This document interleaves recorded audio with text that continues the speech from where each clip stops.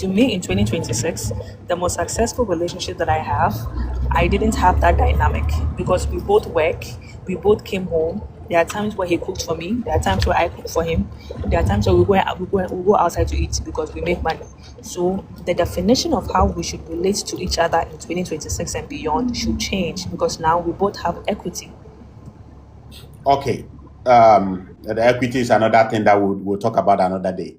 It's one of the scams. But let me come in here. I'm saying once again that whether it was the religious people who said that the man should be the leader and all of that, modern women, educated, career, financed, as the one proving those religious books right. Because the majority of women who are not married because of hypergamy. They are looking for men better than themselves in every aspect of life. Sometimes, Yes, because they told them that the man has to be better than her. I'm coming. That is not the demand of men or even the religious book today, because the religious organization, the church, has failed. It has been corrupted. The church is no more what it used to be.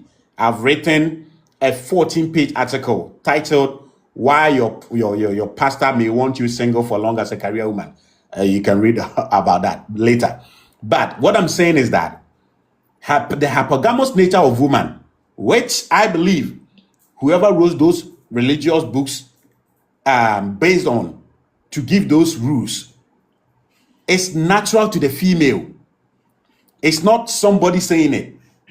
So if today the highly educated woman with money in 2026 is saying that because I have money, I've thrown all my hypergamous demands away, then what you people are calling for, that time has changed, men should change with the times, would have worked. But it is 2026 where more women have money, have education, that they are looking for their hypergamous nature to be fulfilled. So all this argument that you just made is vindicating the religious book. Even though I'm not a Christian or a Muslim, it is vindicating those books, because it doesn't matter how much educated the woman is. As a matter of fact, the hypergamous nature of women actually tips up the more successful in all diverse angles of life they become. And then the men don't like virgin kind of, don't like girls who have high body count thing. That is also natural in men. So I think that when you even go to religion, the modern woman is proving the religious books right. I don't know what it means. What does it mean? What does it mean? Oh, okay. So hypergamy is a relationship based on one partner looking for a partner that is above themselves in finances. Okay, in status. why do you think that is? Why do you think that is? Who taught them that this is what they have to find in men? I think that based on evolutionary psychology, that is natural with the female. That is what makes her fulfilled. It's not true. Oh, It's not true. So this is what happens, right? No, this is what happens. When we are born, right? We are born with no type of belief system. So you have to understand that these are all conditions. Because the type of dating dynamics that happens in Ghana is different from the dating dynamics in Australia and those things. Like apparently I think it was Australia, apparently the men over there, it is very normal for them to go on a date and then they'll split the check. It is very, very normal. Whereas maybe in Ghana, in the US, we expect the man to do it, and I'm a boy. In certain part of the country, it is actually the woman who will ask you out. You know how sometimes like there will be pictures of a woman kneeling down and proposing, and then we are so uncomfortable with the fact that the woman is kneeling down and proposing, because culturally we aren't conditioned to see it as that's normal. So I'm saying that all of these belief systems are all conditions. So no, remember I told you they are that I not. They are not disagree. conditions. Ajo, I'm they are coming. not. I'm coming. I'm coming. We are all biased in a way. We all have our own perception. Whoever has the power is going to dominate everybody else with their perception and what they think life should be. Okay. If you create, so right now you are the host here, you can determine the order like you did. You said one at a time. That is your rule. But that is a condition that you are essentially conditioning all of us that we have to be patient and we have to come up one at a time. Do you agree with that? Yes. Okay. So for somebody, for women to be where they are now, which is why I disagreed with them that they don't even want to like if you believe in the faith, then you should believe that the man should be dominant over you. But they want their cake and eat it too. And that is why the mismatches happen. But you also have to understand that it's a condition that they've been conditioned that they shouldn't make more than the man. And the man too is very uncomfortable, not any more than her. That's what I'm telling you, that in other countries, it is very normal for the man to be equal in pay. And it's very normal for them. But you don't want to understand that it's all conditions. Let me come in. It's learned behavior. Let me come in. Why? So how come it's working for other country? Why is it working for other men in other country where it is normal for them to receive proposals, it is normal for them to split the check, and they are in their relationship? So can I come in now? Can I answer your question? Okay. When we are talking about some of these things, and even now we are bringing science in, what makes science a science is that it has been tried and tested in majority of circumstances or areas.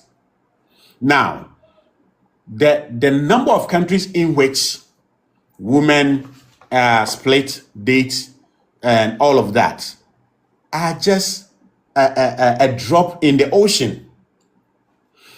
The number of countries in which women want the men to lead and do most of the things are the rules. And I'm saying that according to evolutionary psychology, and when it comes to evolutionary psychology, they don't only use Australia, Canada. No. Evolutionary psychologist like Dr. David Bass has toured almost every part of the world to test some of these phenomena, like hypergamy, mate selection, and the rest. And they don't just even end in human beings. Hypergamy is the same in animals. Hypergamy is the same in most animals. So it is not a conditioning. If it is conditioning, at least the best place, the best time for us to see that hypergamy is a conditioning should be 2026 or the 21st century, where there are more women having the autonomy, having education, having money.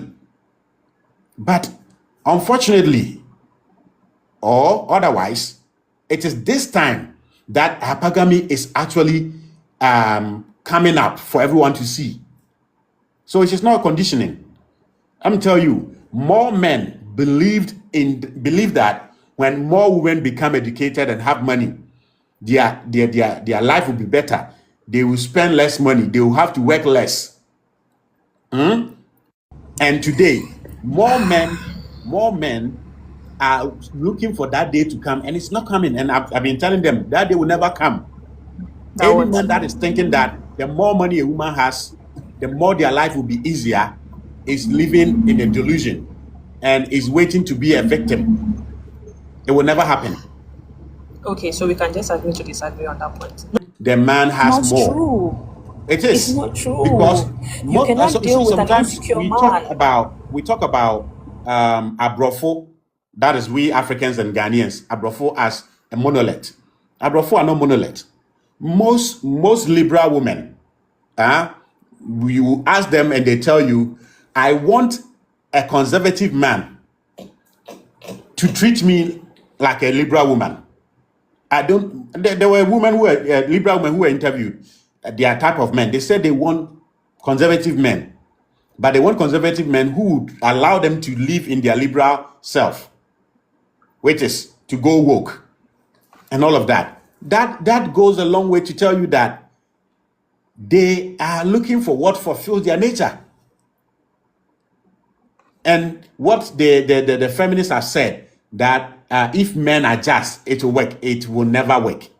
If it work, for the past 200 years of feminism, we should have gotten an example, a shining example. It's like this so-called matriarchy. The matriarchy has never existed because there's not a single one existing anywhere.